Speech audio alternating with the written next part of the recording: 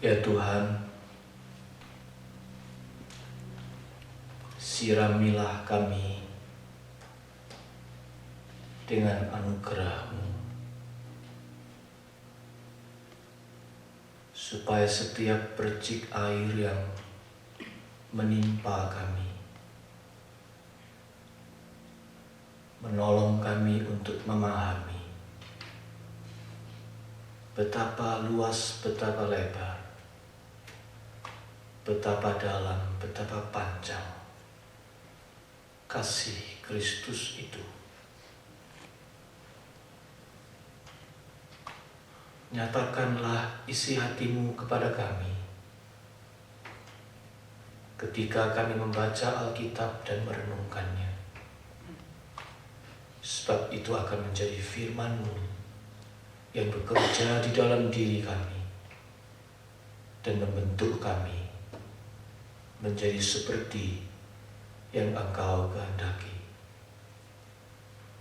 Biarlah firman yang menyapa kami masing-masing membuat kami lebih tahu untuk apa tujuan kami diciptakan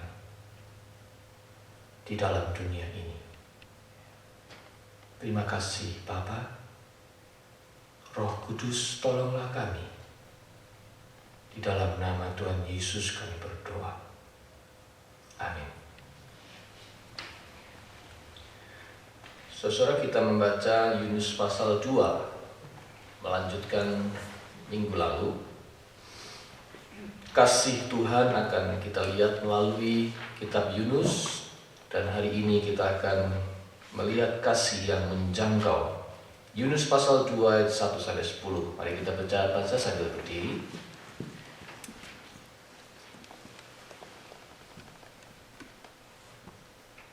Berdoalah Yunus kepada Tuhan Allahnya dari dalam perut ikan itu, katanya, dalam kesusahanku aku berseru kepada Tuhan, dan Ia menjawab aku. Dari tengah-tengah dunia orang mati aku berteriak, dan Kau dengarkan suaraku. Telah Kau lemparkan aku ke tempat yang dalam, ke pusat lautan.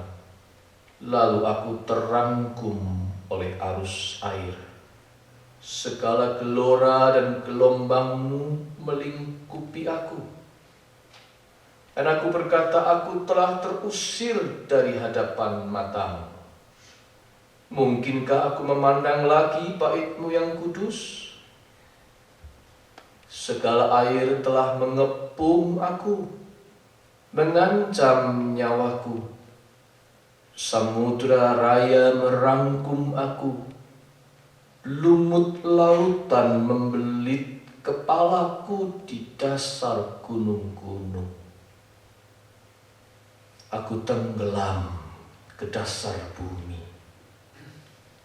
Pintunya terpalang di belakangku untuk selama-lamanya. Ketika itulah Engkau naikkan nyawaku dari dalam liang kubur, ya Tuhan Allahku.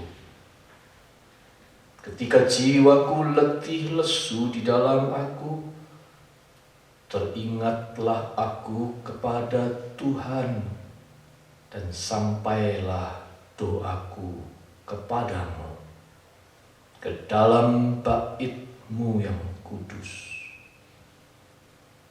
Mereka yang berpegang teguh pada berhala kesia-siaan, merekalah yang meninggalkan Dia yang mengasihi mereka dengan setia. Tetapi aku, dengan ucapan syukur akan kupersembahkan korban kepadamu. Apa yang kunazarkan akan kubayar. Keselamatan adalah dari Tuhan. Lalu berfirmanlah Tuhan kepada ikan itu, dan ikan itu pun memuntahkan Yunus ke darat. Bahagialah kita yang mendengar firman Allah dan memeliharanya. Haleluya.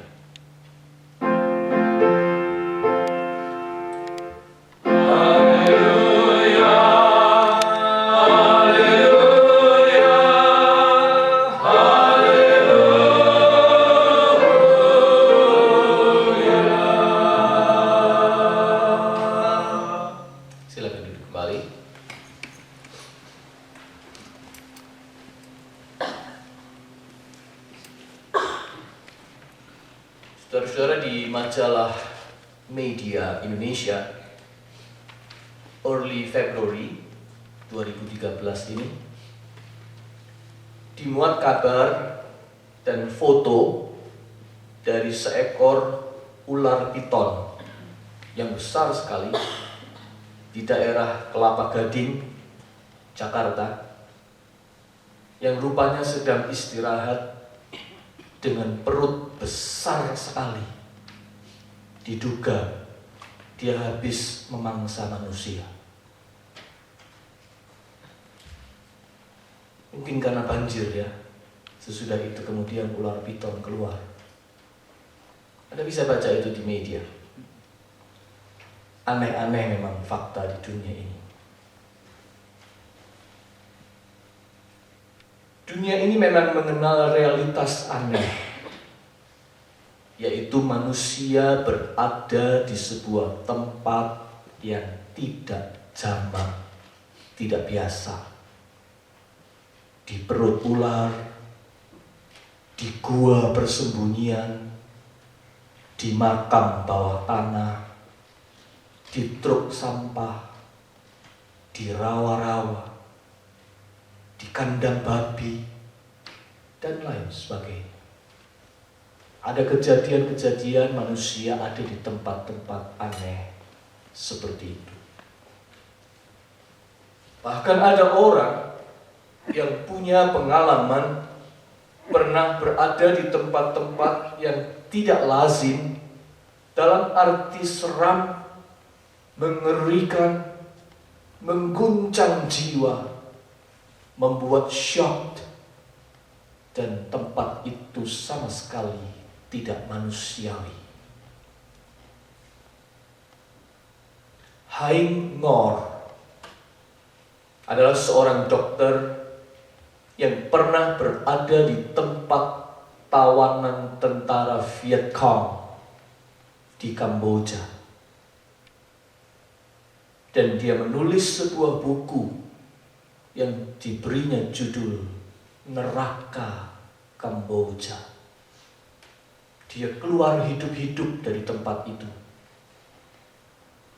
Dan dia kemudian membintangi film sendiri tentang pengalaman serupa. Film itu berjudul The Killing Fields. Siapa yang pernah lihat The Killing Fields? Hein Ngor main di situ. Dan dia mengalami sendiri betapa tempat tawanan tentara Viet Cong itu bagi dia seperti neraka yang tidak akan pernah ia lupakan. Elie Wiesel adalah seorang Yahudi yang pernah berada di kamp konsentrasi tentara Nazi. Dia menuliskan pengalamannya yang mengerikan di dalam sebuah buku yang dia beri judul Night, Malam. Sebab bagi dia pengalaman di situ itu semuanya terasa gelap dan hanya ada kegelapan. Night, malam.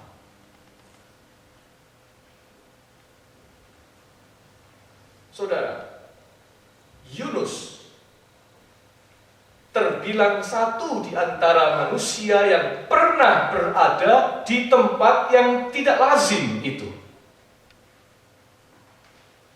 Dia berada di dalam perut ikan selama 3 hari 3 malam.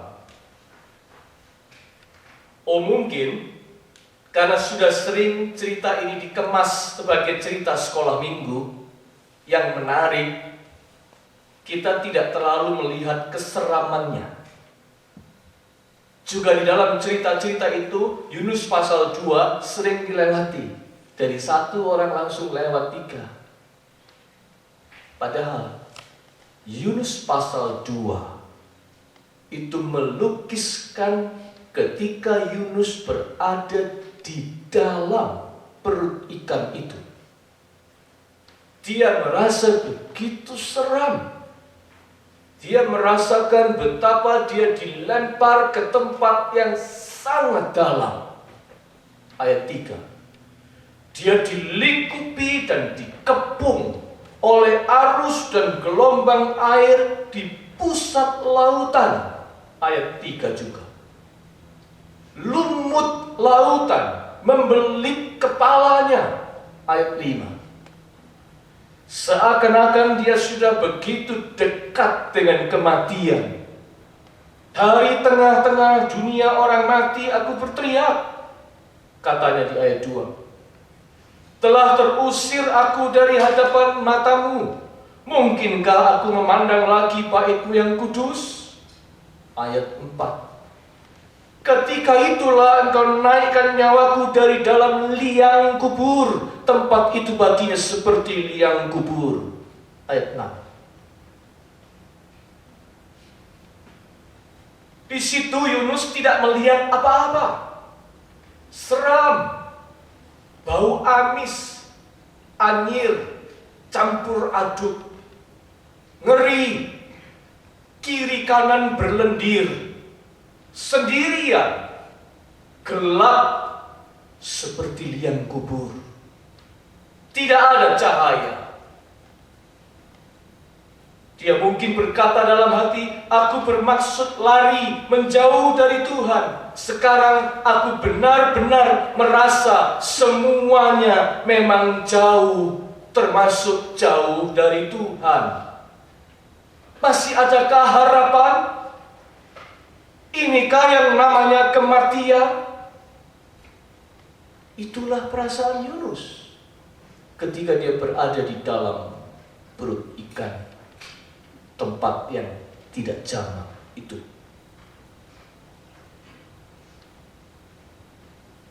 Namun sebenarnya, saudara-saudara, Yunus tidak sendirian. Banyak orang di dalam kehidupan ini yang merasa ngeri ketika kehidupan ini membawanya ke tempat-tempat yang tidak lazim. Peperangan, war, membawa orang berada di lumpur-lumpur rawa, di hutan-hutan rimba yang ganas, di gunung-gunung, di lubang-lubang pengungsian, di tempat-tempat tawanan yang mengerikan, bahkan di kamp-kamp konsentrasi yang tidak ubahnya seperti sebuah kamar maya raksasa. Peperangan di dunia ini membuat orang ada di tempat-tempat seperti itu. Bencana alam. Bencana alam membawa orang berada di kemah-kemah pengungsian yang gelap, pengap, kotor, berbau, atau malah di rumah-rumah sakit darurat di mana para korban bergeletakan di sana sini. Bencana alam bisa membawa orang ke tempat-tempat seperti itu. Kecelakaan atau sakit penyakit bisa membawa orang berada di ruang ICU, di kamar operasi, di bilik-bilik rumah sakit yang menimbulkan kesedihan dan lelehan air mata. Penyakit, penderitaan membawa orang ke tempat-tempat yang tidak lazim itu. Kecerobohan, kelalaian, kesalahan bisa membawa orang berada di mobil tahanan, di kamar tahanan, bahkan di balik jeruji penjara. Atau ketidakadilan dan kecurangan bisa membawa orang ke tempat yang sama, sementara dia tidak melakukan kesalahan apa-apa. That is life. Itulah hidup. Banyak hal peristiwa yang bisa membawa orang tanpa dikehendakinya bahkan ada di tempat-tempat yang tidak lazim seperti itu. kehidupan ini tidak selalu membuat kita berada di tempat-tempat yang lazim, yang aman, commonplace, dan comfort zone. Tidak selalu. Ada kalanya seperti Yunus, kita berada di tempat yang di luar zona aman, tempat yang tidak lazim, asing, abnormal, mengguncang jiwa, menimbulkan rasa sepi, takut, ngeri, seperti perut ikan raksasa. Yunus tidak sendirian. Kisah Yunus adalah kisah anak manusia. Di manakah Tuhan pada saat itu? Seperti Yunus, kita sering merasa dia begitu jauh pada saat itu, bukan? Tidak terjangkau. Mungkin dia sedang marah. Mungkin Tuhan membungkam 1000 bahasa. Dia diam. Bahkan mungkin dia meninggalkan dan mengusir kita, sehingga kita ada di tempat yang begitu tidak jamak itu. Perut ikan raksasa. Namun benarkah demikian? Kitab Yunus mengatakan tidak. Tuhan itu Maha Penyayang, penuh kasih. Yunus merasa dirinya sudah tidak terjangkau lagi, terlalu jauh dari mana-mana, termasuk Tuhan. Dia ada di pusat lautan, dilingkupi gelombang, dekat dengan kematian. Tidak ada siapa-siapa di situ, termasuk Tuhan. Tetapi ternyata tidak. Kitab Yunus ingin mengatakan Tuhan itu selalu menjangkau. Kasihnya, kasih yang menjangkau. Ketika Yunus melarikan diri, dia menjangkau dengan mengirim utusan badai besar, menghambat kapalnya. Ketika Yunus dilemparkan ke dalam samudra lepas, dia menjangkau dengan mengirim utusan ikan besar untuk menjangkau dia. Jadi badai besar dan ikan besar justru alat Tuhan untuk menjangkau Yunus. Air, samudra raya, bagi orang Israel adalah simbol dari ancaman bahaya dan kebinasaan. Oleh karena itu justru perut ikan besar adalah tempat yang paling aman bagi Yunus waktu itu. Tempat yang melindunginya dari kepungan air. Fungsinya hampir sama dengan bahtera, melindungi Nuh dan seluruh penghuni bahtera itu dari amukan banjir. Yunus dilindungi dalam bahtera perut ikan. Dan lambat laun Yunus pun menyadari akan hal ini.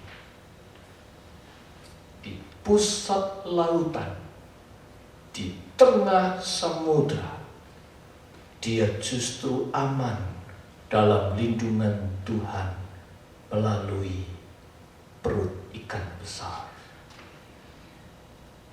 Dan di perut ikan besar itu Yunus mengalami Tuhan hadir. Di situ dia berdoa dan Tuhan ada. Ketika jiwaku letih lesu di dalam aku, teringatlah aku kepada Tuhan, dan sampailah doaku kepadamu ke dalam bait-Mu yang kudus. Ayat 7. Sekejap Yunus merasa Tuhan begitu dekat. Doanya sampai ke hadirat Tuhan. Bahkan di perut ikan itu dia merasa berada di bait suci Tuhan. Tempat yang orang akan mengira itu akan menjadi mortuary bagi Yunus. Tempat itu berubah menjadi sanctuary baginya.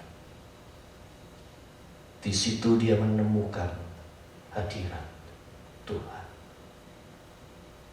Perut ikan. Mengapa? Karena Tuhan hadir di situ. Dia menjangkau Yunus di tempat di mana dia mengira itulah nerakanya. Tidak. Bagi Tuhan tidak ada neraka. Neraka pun dikunjunginya. Ketika Yesus mati, dia mengunjungi neraka, turun ke dalam kerajaan maut, menjangkau supaya jiwa-jiwa kita semua diselamatkan. Tidak ada tempat yang terlalu jauh dan terlalu asing untuk Tuhan jangkau. Itulah yang ingin dikatakan oleh kitab Yunus. Saudara, kehidupan ini memang bisa membawa kita ke tempat-tempat yang tidak lazim, tidak nyaman, seperti yang saya katakan tadi, bahkan menakutkan dan menghadirkan ancaman. Tapi satu hal yang kita tidak pernah boleh lupa, Tuhan itu tetap bisa menjangkau kita di situ. Maka tetaplah percaya bahwa Tuhan itu ada di mana-mana, termasuk di tempat-tempat tak lazim seperti perut ikan. Dia ada di situ. Dia ada di situ bersama Anda dimanapun Anda berada.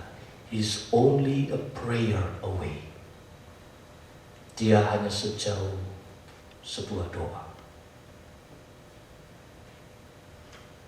Sampai sekarang, saya tidak pernah lupa malam-malam ketika kami berjaga di rumah sakit, menjaga Kevin kala dia menjalani terapi karena sakit yang dideritanya dulu.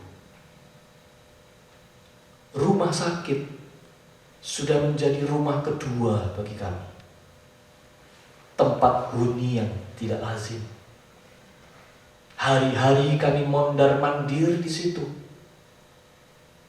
Makan tidur di situ. Kehidupan normal lenyap. Aktivitas rutin buyar. Keadaan memaksa kami ada di situ. Tempat yang tak lazim. Namun, di situ pula lah saya menemukan hadirat Tuhan.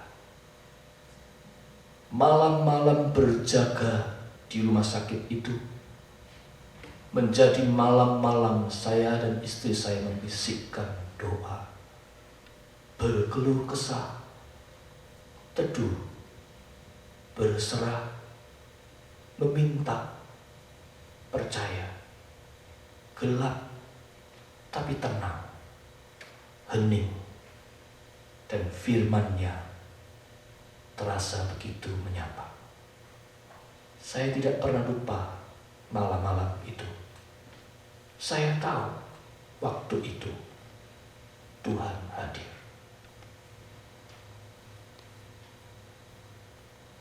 Kamar rumah sakit itu menjadi sanctuary bagi kami. Dia menjangkau kami. Tuhan menjangkau kami di bangsal rumah sakit NUH, National University of Singapore.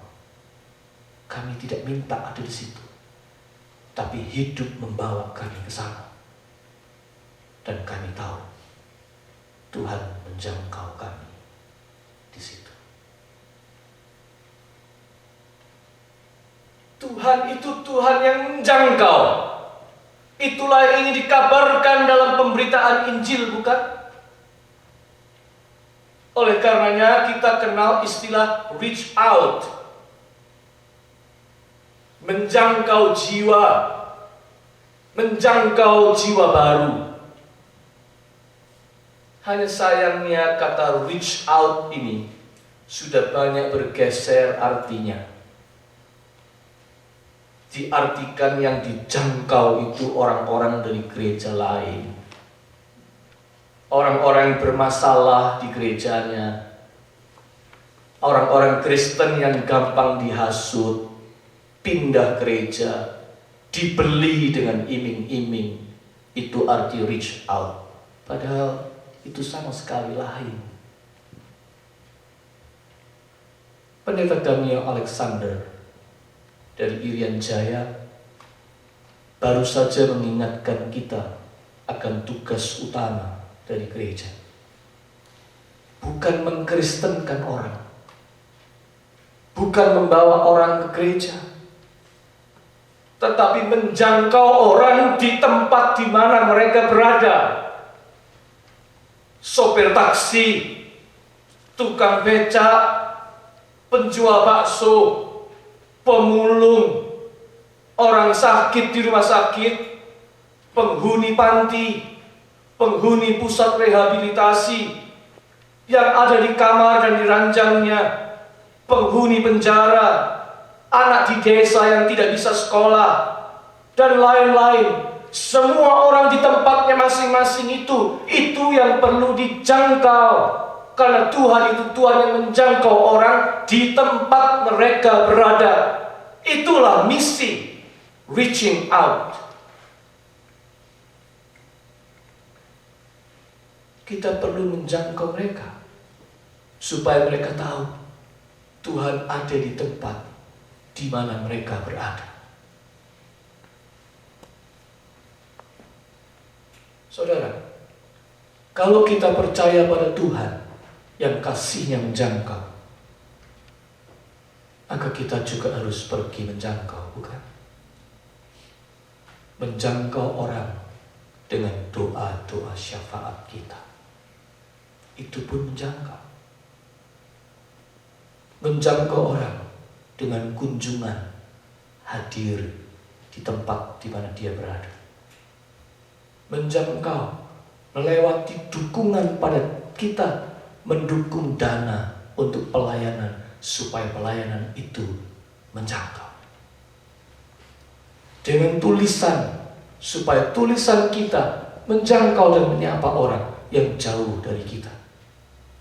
Dengan menyebarkan media cetak, renungan harian, bahkan sampai ke penjara, itu menjangkau. Melalui siaran radio yang menyapa orang, bahkan sampai di hutan-hutan di pedalaman. Dengan rekaman YouTube tentang firman Tuhan yang diberitakan, yang bisa menyapa orang tanpa kita kenal dan tanpa kita duga. Dan masih banyak cara lagi. Reach out. Karena Tuhan kita, Tuhan yang menjangkau. Waktu masih melayani di Mojokerto, dulu kami punya pelayanan mengunjungi kompleks pemulung dan wanita tunasusila yang diasuh oleh seorang social worker yang dikenal social worker senior yang dipanggil orang Pak Blom. Pak Blom ini punya kompleks pemulung dan wanita tunasusila. Semula ketika berkunjung ke tempat itu, kami merasa aneh. Tetapi kami belajar, itulah yang semestinya. Gereja juga hadir di tempat-tempat aneh itu, supaya di tempat aneh itu orang tahu Tuhan hadir di sana. Itulah misi, itulah reaching out. Menolong orang di tengah-tengah deras dan kerasnya arus kehidupan ini, untuk menyadari Tuhan hadir di tempat di mana mereka berada. Tidak peduli tempat-tempat itu terasa seperti perut ikan yang menyeramkan. Tuhan itu tetap mau hadir di situ bersama mereka. Reaching out itu menolong orang menyadari realitas ini. Tuhan itu menjangkau. Kalau Tuhan itu menjangkau Yunus sampai ke perut ikan besar di dasar lautan, Dia juga akan menjangkau siapa saja di tempat macam apa saja. Karena Dia memang Tuhan yang kasih-Nya menjangkau.